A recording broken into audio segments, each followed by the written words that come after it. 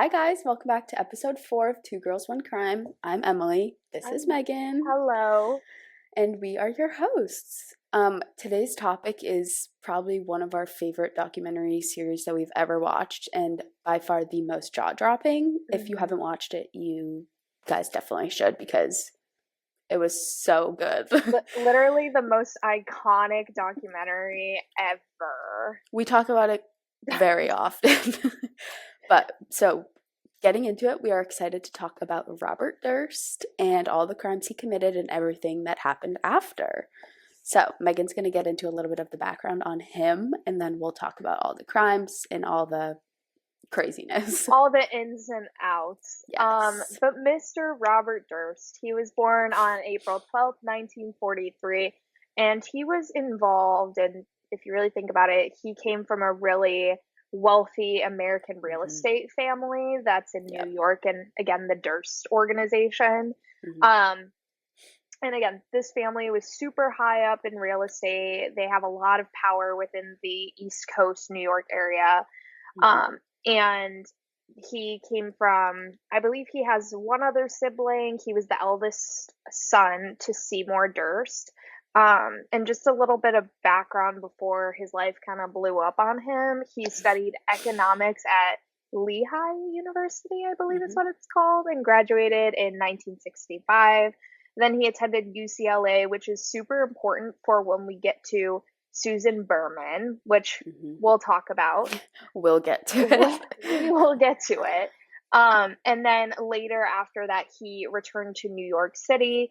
He met Kathleen McCormick, or Kathy McCormick, and married her in 1973. Marriage started to unravel after there were kind of these allegations of him being violent, controlling. Her family had witnessed him kind of being that control freak aspect part of him in 1981.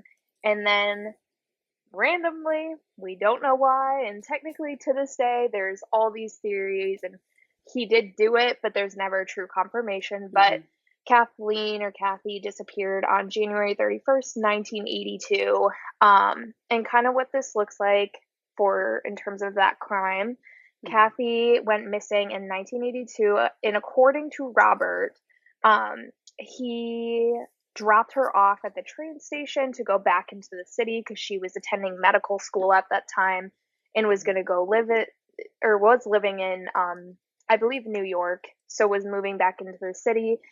He reports that they talked on the phone, and then she just randomly went missing. He has no idea what happened.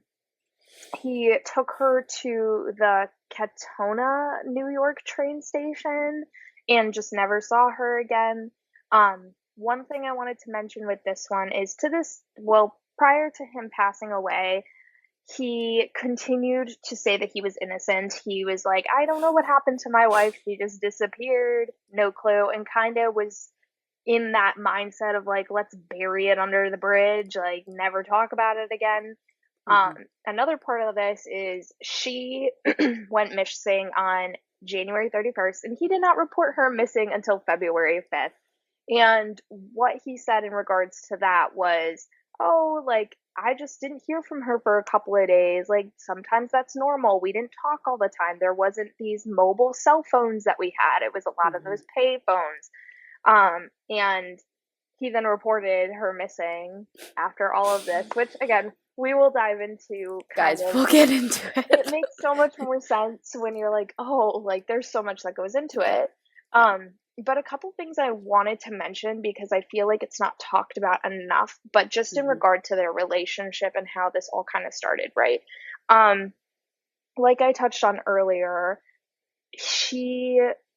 they didn't have the best marriage after a couple of years because he was very controlling, and that there were a couple of things that she did leading up to her disappearance that kind of were a little suspicious. So right before, and again, all of this, let's say it was in 1981 to early 1982 before she went missing. So Kathy agreed to a prenup agreement with Robert Durst. That this is like a quote from someone talking about it, or a lawyer talking about it, saying would have given her pitiful small amount of money if the marriage broke. And in addition, was reported to have this temper, seen by her family being verbally abusive over and over again. And on top of that, Kathy, right around the time she mentioned she wanted a divorce, she was like not happy in the Mm-hmm. marriage anymore. Kathy was collecting information about the Durst organization's financial dealings, tax returns, all these things. And again, keeping in mind that this family was so high up in New York. I like to think of it Mm-hmm. as kind of like the mobster type family. Mm-hmm. Um, she's collecting this information, and a lot of people are planning to kind of use against him in Yeah. their divorce, but ultimately and sadly, she never got a chance to actually do that.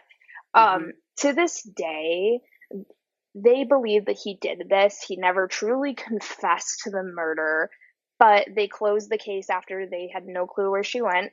And then they Yeah, they reopened. still don't know where her body They is. have no clue to this day where her body is. They have like Yeah. suspicions that it's at this like Mm-hmm. lake house that they own, or he did Yeah. something with it there, threw it in the lake, whatever it may be. But they've searched with scuba teams, dogs, everywhere, couldn't find it.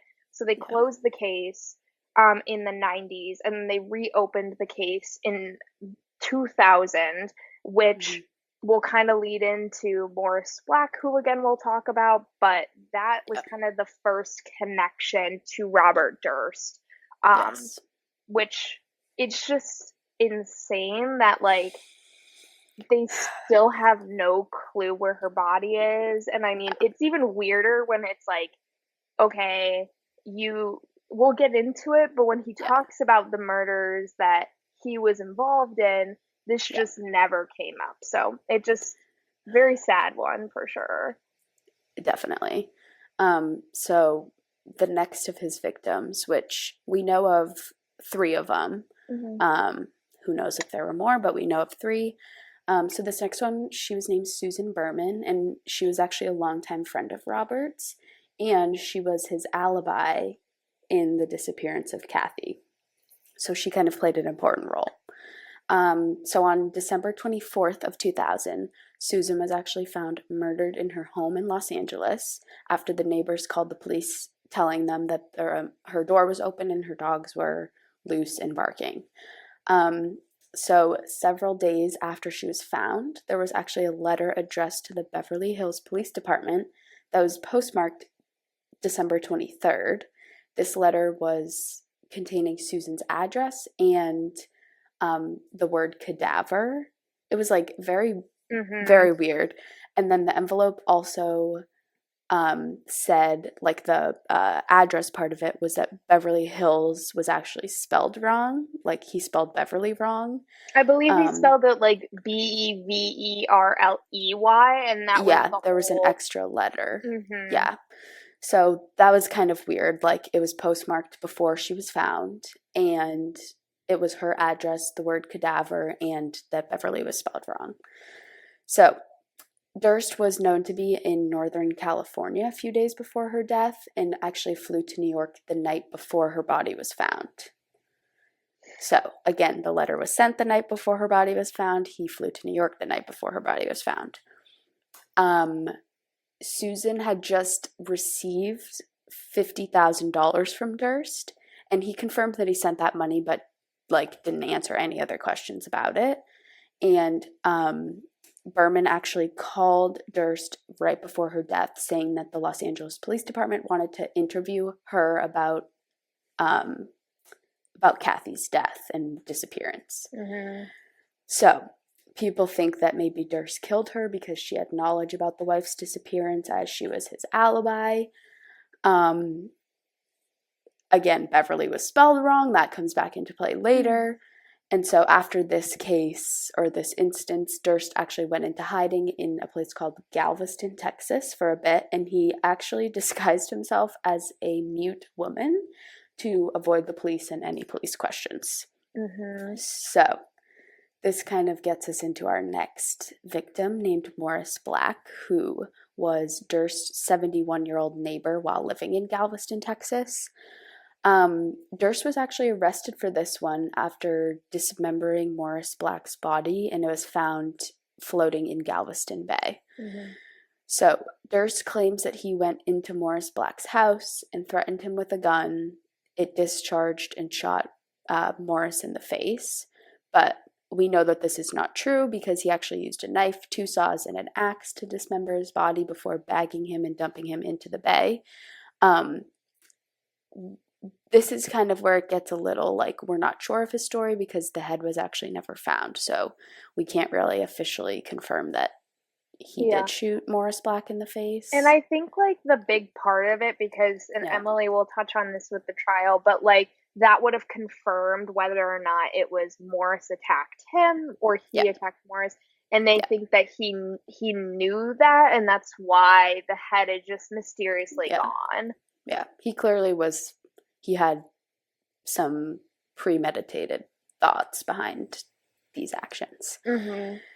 So, he was released on a $250,000 bail in October, but he actually missed a court hearing, so a warrant was issued for him on an arrest for bail jumping, which is like a failure to appear in court. So, on November 30th, he was actually caught inside of a Wegmans in Pennsylvania, which, if you're from the East Coast, you know Wegmans. I love Wegmans.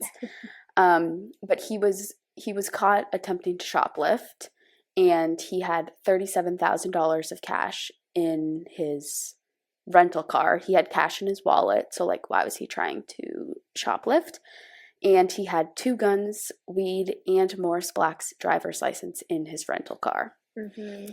So, after all of this, Durst was sent back to Texas for his trial. So, the original judge in this trial, the first time around, was named Susan Chris. And they kind of had a run-in with each other at the mall, so she couldn't be the judge anymore. But she was asked about this case and if she thought Durst had done it, and this is like the exact quote that I'll read. You could see that this person knew what they were doing and that it was not the first time. The body was perfectly cut like a surgeon who knew how to use the tool on his bone and a certain kind of tool on the muscle. It looked like not a first-time job, and that was pretty scary. So, if the judge in the case is saying this, Mm-hmm. like, that is bonkers. Yeah, and it's also like the trial itself for this individual, right? Because his lawyers were never saying that he actually got off from this trial. Yeah. Because like they weren't arguing that he didn't kill him. Yeah. They weren't arguing murder. They were more so arguing self-defense. And even like in the documentary, and if you were to look up clips of this trial, it's insane because they're literally like, we're not saying that he didn't kill him and dismember the body. We're not talking about what happened after he was dead. What we're talking about the motive. Yeah, and it's like people said like, yeah, you're right, and I personally have never heard of a case like that before where it's like, oh, they're not actually talking about the killing. They're just talking about like why, or like not really how he kind of tried to hide the body and then like move on. And where's the head? What did he do with it? And it's like, you got to be pretty calculated to know, like, well, why are you hiding the body? Like, there's no reason, or why are you hiding the head? There's no reason to hide the head. Yeah. And like we were saying, nobody can like validate his story, and that's the whole thing, because it's like, did the gun discharge and hit him, like shot him in the head? Like we don't know, and because all we see is his body. Yeah, and we never will know. Like he was he wasn't convicted. He was is it acquitted? Yeah, I think that's right. Yeah, he was acquitted.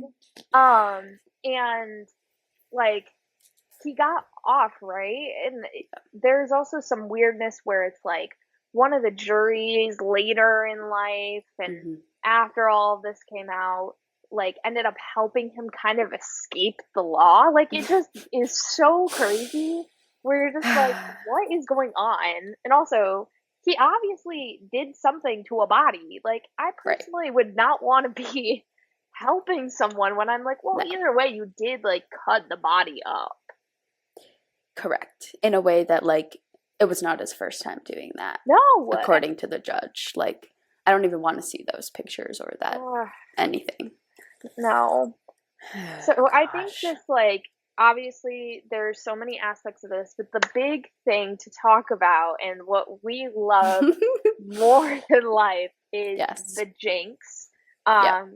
This was a documentary that was created by Andrew Jarecki, I think is his name, and Mark Smearling, where they're documentarians and they created a movie, and I don't remember the name of the movie off the top of my head, about Robert Durst and Kathy. Mm-hmm. And later, Andrew Jarecki, who's kind of like the front man of all of this, like figuring this out, Mm-hmm. got into contact with Robert Durst, and Robert Durst was like, "Oh, that was a great documentary," and kind of convinced him to be involved in this documentary and talking about just like, why is he connected to these cases, like Yep. what was his life like. And again, we can talk a little bit about why he did that, but for 2 years they met in December 2010 to December 2012. Mm-hmm. They did all these things. They had contact for years. Mm-hmm. And then the documentary premiered February 2015, Mm-hmm. where literally the biggest plot twist of the entire century. Guys, It's you crazy. have to watch. And if you haven't watched and you don't want it to be spoiled, Yeah. then do not just end the podcast Yeah. now. We'll understand. We'll understand, and then you can Yes. come back to it. But Yes, guys.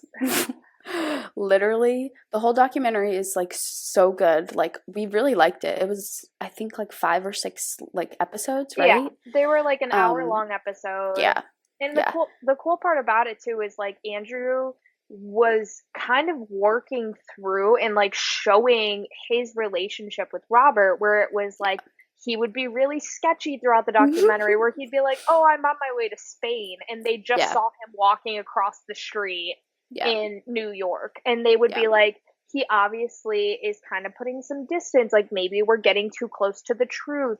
yeah. And the big like plot twist and kind of setting up to this whole idea, right, was Susan Berman, right, going back to that letter that Yep. Emily brought up where it said cadaver and then Beverly Hills was spelled wrong.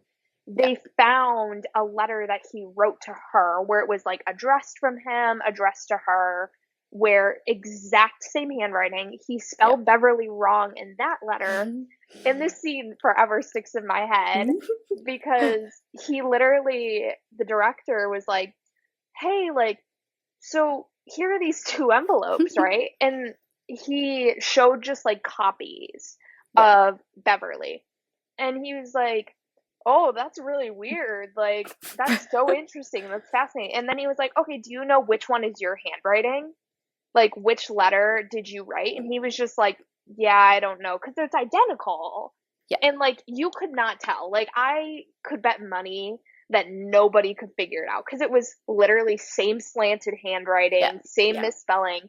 And he just was like, "Oh, like, you don't know." And the guy, like, director didn't harass him. He No. didn't say a word. He He literally was was the just like, perfect guy for this job, "Oh I my God, feel like, also. amazing." Because he Like, was, like, not trying to get too close, but he was, like, giving us, like, everything that mhm. he needed to. And I do think, before we continue on, I do think that it's interesting that, like, I don't think there are a lot of documentaries, if even any, where a suspect is part of the storytelling. Yeah. And I think that was super cool with this, where it's like a lot of it is like from Robert Durst's like Mhm. perspective and like his story the whole Yeah. time, And which it's is like, cool. yeah, and especially like, obviously, a lot of times, right, like these killers and everything are so calculated. Like, they Yeah. know that's most the last thing. And there's a lot of questions out there about, like, well, if he did these things, like, he knows he's going to be asked about it. Why did he do it? Which Mm-hmm. we'll get to that in our of course, our frequently asked questions section. Yes. But like literally you can just throughout the documentary you can just see where it's like, oh, he's like giving just enough to where it's not a Yeah. problem, he's lying, he's manipulating, and then this big Hmm. moment, and even the director was like, okay, like I think we have everything we need. He wasn't like, we're gonna go call the police right now. No, And then he goes to the bathroom. guys, he goes to the bathroom, but he doesn't realize that his microphone is still on. And keep in mind, the cat, like the crew had no clue either because they all took their Yep. headphones off. They weren't Yep. listening and they just were like, oh, he's going to the bathroom, whatever. Yeah. So his microphone is still on and he's in the bathroom and he's like mumbling and like saying things to himself, talking to himself. And the microphone literally catches him saying, like, these are quotes: "What the hell did I do? Killed them all, of course. There it is, you're caught." He literally confessed to these crimes while filming a documentary about these crimes. Crazy. And the worst part about all of this, right, is like, first of all, you can go, there's interviews that the director Mm-hmm. has done to kind of talk about this moment because they didn't know for months because Yeah. they were editing everything, like figuring out, and then they got to that, and then they were like, oh my God, like, what do we do with this? He literally confessed. He literally confessed. And of course, for those of you out there who are like, well, he didn't say, like, I killed 3 people. But who mumbles to themselves in a bathroom after talking about murders and going, killed them all, of course. You've been caught. Like, Yeah. huh? Literally, I remember watching that and Megan and I were like, jaws on the floor. We were like screaming on the couch because we were like, there is no way. And on top of that, like, huh? Like, he just kept walking around free, I think, until they found this clip. Like, that's why when you kind of look at the 2010 to 2012, there's 3 years in between because for 3 years they were editing and had no clue that they had this, what he was saying in their, like, yeah, literally their confession in the files. Yeah. And, like, that's what I was going to say is, like, there is such a time difference between when they stopped filming with him to now when it was actually released. But it's, like, it's so crazy. It's insane. And you watch this whole thing where he's lying and he's trying to, like, manipulate you. He's, like, he is an old man. And he looks pretty old and like frail. 70 and 80. Like, he was not a young guy. No, and he looked like a lot older than that. So, like, you kind of feel bad for him. Like, he just, like, kind of has this, like, he makes it seem like he has, like, a sad story. And then it's like, oh, he literally just confessed to himself. Literally. And on top of that, it's like, so afterwards, after this all started coming out, right? Because when the documentary, it's on HBO, but it was coming out in like increments. It wasn't, there wasn't a lot of streaming services at the time. So it was like, oh, live TV, it comes out at this time. So he was watching this all unfold. And I believe, so there's 2 seasons of this. And the cool thing about it is like the second season continues to follow after he got caught. But long story short, after this came out, like, he slowly started to see the like the unveiling of what he's done and how it looks really bad, and then he actually ran. Like, he got into a car, he drove to Florida, and remember those jury members that I was like, oh, they're friends? Yeah, they helped him escape. They gave him, like, money. They set up hotels for him to be in. He, like, he didn't dress up as a woman this time, but he, like, would dress really incognito. And when this came out, they legally, I believe, they issued like warrants for his arrest because they now at least had something to be like, okay, like, he's obviously said something. There's a confession in there. It's maybe not a full confession, but there's something. And for a couple of weeks, I think it was like 2 or 3 weeks, he was on the run. Like, he was living at hotels. He was doing, you know, his thing. And on top of that, he was remarried or had a lifelong partner that she's very strange, and I don't Yeah. know her name. I didn't do a lot of research onto her, but she also kind of helped, but like never got into any trouble. Well, she's in a lot of the second season too, because it's kind of talking about like their finances and all Mhm. of that, which we watched and was fine, but I think like the first season was really what we were like Oh my God. Well, it's the big curious about. moment. Yeah. Like it was really interesting to watch him like get convicted for all these things because he Yeah. did end up being convicted for Susan's death. Yeah. Um, but it truly was like even to the day he died, he didn't spend much time in prison. He spent maybe, I believe it was like maybe a month or two until he Yeah. died. So he was sentenced to life without parole in 2021 Hmm. for both the murders of Susan Berman and Morris Black. Um, he, yeah, like you said, he ended up dying on January 10th, 2022. So about a year. Hmm. He died of cardiac arrest, but I guess he was undergoing some like medical tests when he passed away. But yeah, he was still in the custody of the corrections Also, facility. let's keep in mind he looked horrible. Like Yeah, this poor, I mean, he killed three people, but yeah, he looked like a frail old man. Like, and even on top of that, when they were going through the crime or the trial for like yeah, these two murders, they told him to kind of show up looking worse than he did, but he already yeah, looked really, really bad. yeah. If you look up a picture, it's like kind of scary. Oh my God. And It was, that's why I was saying earlier, it's like when you're going through this whole thing before you get this confession at the end, it's like you feel kind of bad for him. Like you know that he did it deep down, but like you're like, oh, he's like old and he's like his friend and his wife and whatever, mhm. but then you're like, okay, I don't feel bad anymore because he's Yeah, actually a psychopath. yeah, and you're like, well, he it's just the presentation, right? And he Yeah. comes from this super wealthy family, like Hmm. in his life, and we can talk a little bit more about it, but like his family disowned him. Like he was not in connection to them anymore to this day, even after all of this was coming out. His brother Douglas is like in charge of their real estate empire.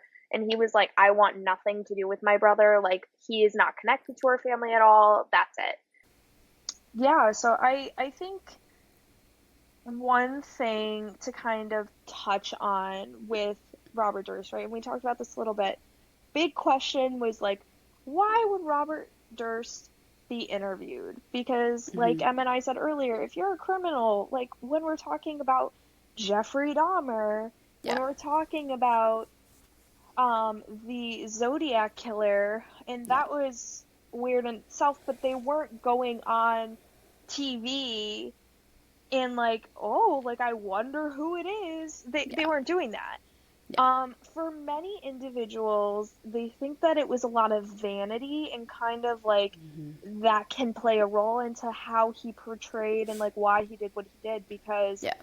he was already, again, outcast from his family. His family did not want nothing to do with him even before confessing and all this. They were kind of, he's the black sheep of the family. Yeah. And Um, he was the oldest of three, I believe it is. And mhm, I think we'll talk about this in a second, but like he was supposed to be the next one to mhm. have the company in his name. And he, like, just because of his behavior, because he didn't really fit in with the family, again, this brother Douglas was the one who ended up taking his place. And obviously, Robert was not happy about that. No, and it's like his overall perception in just, and also New York too, right? Yeah. High profile family. People have an idea that you're not really included in those things anymore.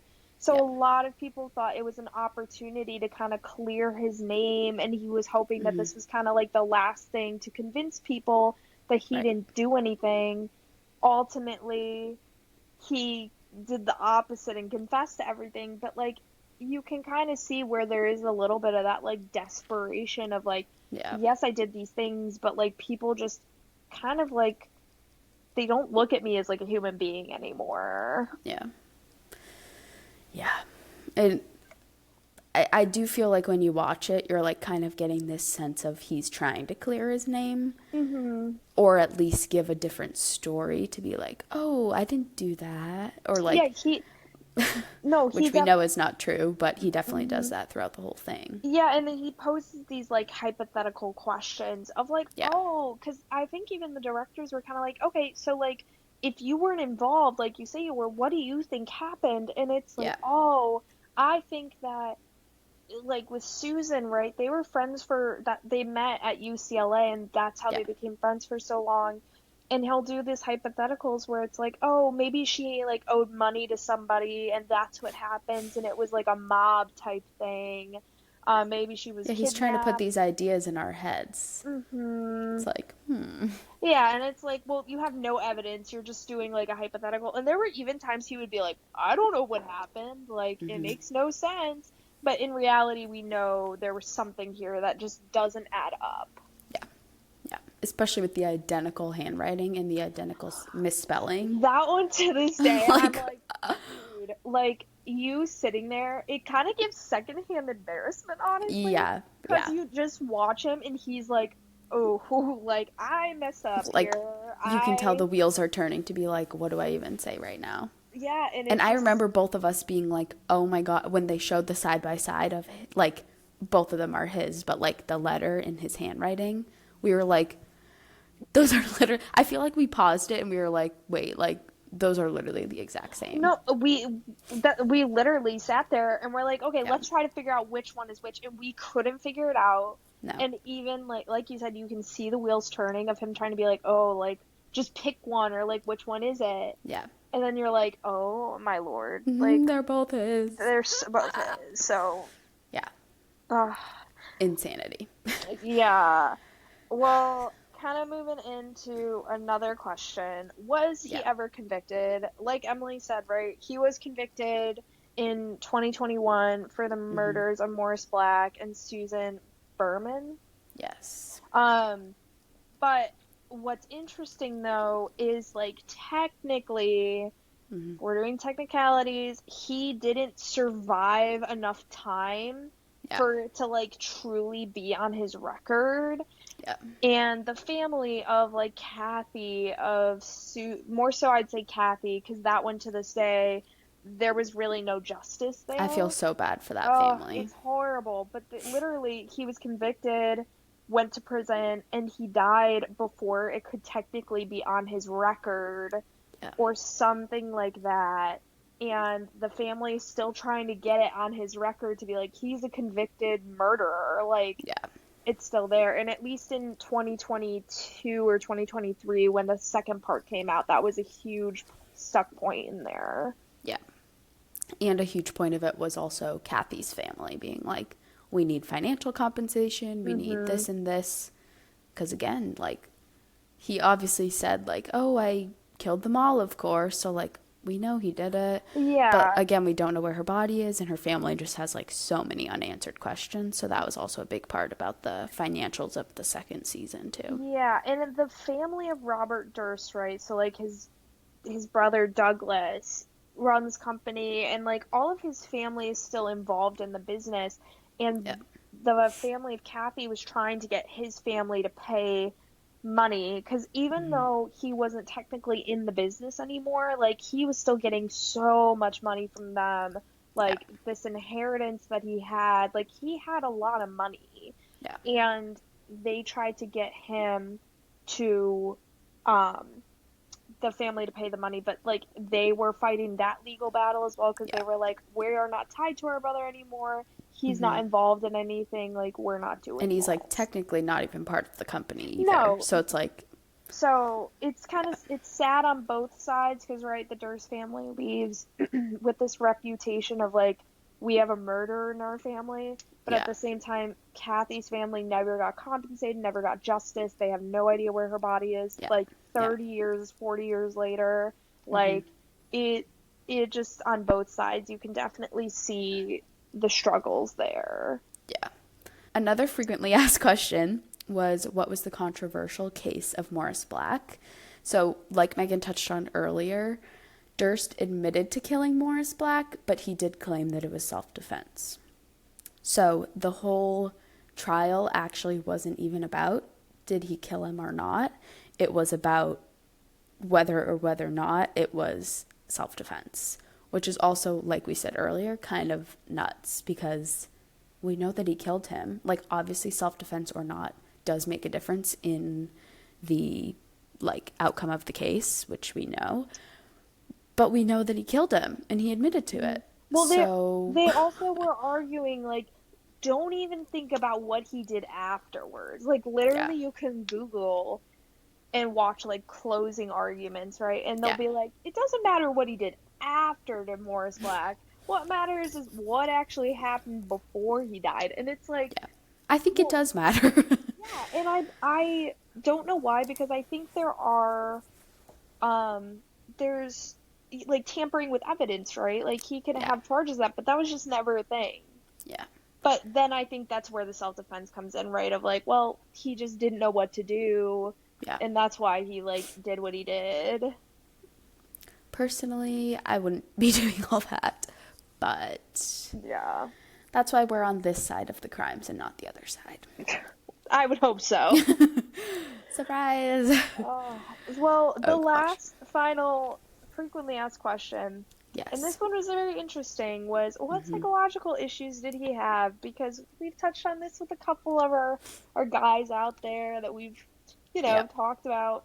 Yep. Um, so I think there were a couple of things at play that are out there that would impact him in terms of like why he kind of went down this path, right? Because like when you look at his background, he had a fairly normal history up until Yep. his first marriage. Yep. So again, youngest brother Douglas Durst, who's head of the company, told the New York Times that he was very triggered after Seymour Durst, who was his father, made the decision to remove Robert as his successor, like Emily said, and handed the company over to Douglas, where he Yep. said to this day that kind of just like flipped a switch in his head where he just became very upset, like remorseful. Yep. He would kind of come in and out of the business and just have this extreme kind of like hatred towards his family. Um, Again, in 2003, and this was crazy, where during the Morris Black trial, his lawyers hired a psychiatrist to do an examination on him, and Dr. Altschuler, which I'm not saying that right, Yeah. but whatever that one is, declared, and this is a quote saying, whole life story is compatible with diagnosis a diagnosis of Asperger's syndrome, which is also known as autism. But then there's so many psychiatrists out there who have been like, well, autism isn't associated with violent behaviors. Yep. And this one was weird too, where apparently he was urinating in public, where he would like literally just pee in public. And they were like, well, it could range from like dementia to being a sociopath because for a quick definition of what sociopathic tendencies look like, it's like a disregard to social norms and rules, like not having empathy or like an understanding for everybody else around them. Yep. And they also said that he could have had like schizophrenia in there, like with these delusions coming up of like how, oh, like nobody knows it's me, like I'm just gonna go kill these people. And they also did say a psychiatrist who said, I never worked with him, but this is just a thought, said that there was an early trauma in his life which can kind of aggravate or like escalate those sociopathic symptoms, which specifically was the death of his mother at age 7, which I believe Emily can kind of touch on. Yes. Yeah. So this is kind of crazy because his mother, he claims that his mother died by suicide when he was 7, and he claimed to have witnessed her death, which later the brother was like, no, like you didn't witness it and she didn't die by suicide. So this kind of goes along with his lying. His mother did die when he was 7, but it is known, I guess, that it was not by suicide and that Robert actually did not witness it. Yeah, I believe what he claims is that his father, Seymour, like forced him to watch his mother die by suicide when I believe in reality what happened was father or the mother like fell out of a window or there was something of that nature. She was on the roof or something doing some Yeah. particular thing and just I think fell. she did fall from the roof, Hmm. but it was not I guess, characterized as suicide. Yeah, but Robert to this day, prior to his death, said that it was a suicide and that Yeah. that is how his mother passed. Yeah. And he does say that his father made him look out the window to watch his mother fall. Yeah, so again, this just brings up there's like obviously different stories here, and we Yeah. don't know, right? Like, there's already been so much heat in a way on like Douglas Yeah. and the rest of the Durst family, so maybe he just says that because he's like, well, we already have kind of like a crazy killer in our family. We Yeah. also don't want to bring up like, obviously, like suicide could be normalized to just talk about and those thoughts, but Yeah. like having something else in the family that kind of drags Yeah. us down. Yeah. But it just is weird because those are two very different stories of like, oh, my dad made me watch my mom die, and then the other one is like, no, she just fell off the roof. It was And never like the kids weren't suicide. even present. Yeah, like Yeah. two very different things. Yeah. Which it could be again, like it didn't happen, one, or two, like you were saying, like just trying to get the family out of the news. Yeah, like who Which truly also would make knows? sense. Like, I feel like this family has been through a lot without even actually being connected to the brother still, you Yeah. know? Well, it's also crazy just to think that like the Durst family is still around. Like they Yeah. still have a very high profile family in New Yeah. York, Yep. and they don't really talk about the crime at all. They don't talk about Robert Durst. Again, black sheep disowned. They're just done Yeah. with him. But like they are still very like well known in the city of New A York. prominent family. Yeah. Mhm. Which is also crazy. Yeah. Oh, gosh.